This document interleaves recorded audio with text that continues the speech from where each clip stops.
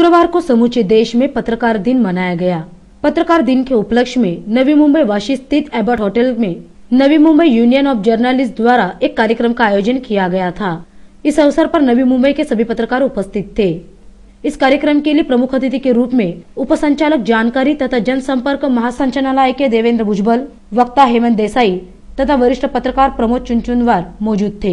इस दौरान उपस्थित गणमान्यों ने लोकपाल तथा पत्रकारों की भूमिका क्या होनी चाहिए और क्या हो रहा है समाज में, इस विषय पर चर्चा की।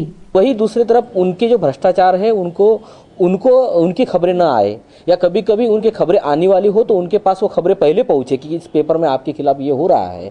ये काम करते हुए हमने पत्रकारों को देखा है। मंत्रालय में हम जब पत्रकारिता करते हैं तो कई पत्रकार हमें पत्रकार कम और दलाल ज्यादा नजर आते हैं।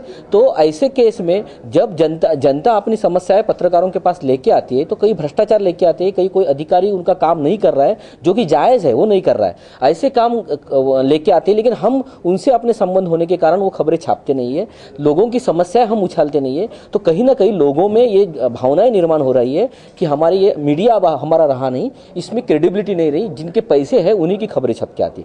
मैंने आपको एडलमैन नाम का एक इंटरनेशनल रेप्यूटेड फर्म है, उनका एक उदाहरण दिया कि वो पूरे इंटरनेशनल लेवल पे मीडिया की जो विश्वसनीयता है उनका सर्वे करती है।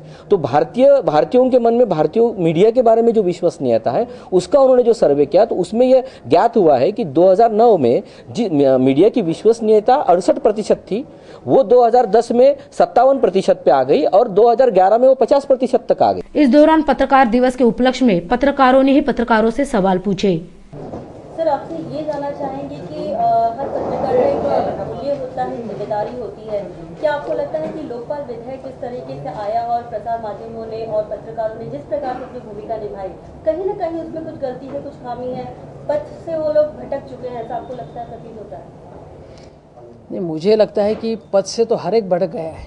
पॉलिटिकल पार्टी भी भटक गई है, अन्ना साहब के प्रति आदर है लेकिन वो भी, उनकी टीम भी भटक गई है, और पत्रकार तो भटके हुए लोग ही है, क्योंकि कई सालों से जिस तरीके से जिस प्रकार से उनका वर्तन रहा है वो आज पत्रकार दिन है, हमें अपने आप में झांकना चाहिए, ऐसा मुझे लगता है। क्या क्या खामियां? सर, दूसरी बात ये जानना चाहूँगी मैं कि आजकल जो टीआरपी का जो चक्कर है वो कितना आपको लगता है कि बहुत नुकसानदेह है, न केवल नागरिकों के लिए, क्योंकि बेसिक इश्यूज जनता की जो प्रॉब्लम्स है वो उठाएं, लोग ये एक्सपेक्ट करते हैं टीवी से, पत्रकारों से जो अखबारों में काम करते हैं। लेकिन आपको क्या लगता है कि टीआरपी का चक्कर कितना हानिकारक है? एक तो टीआरपी का जो चक्कर है वो अनसाइंटिफिक है। वो इंडस्ट्री के लोग बोलते हैं कि जो टीआरपी जिस तरीके से वो स्टैटिस्टिक जमा करते हैं उसमें बहुत सारी खामियां हैं, वो पहली बात।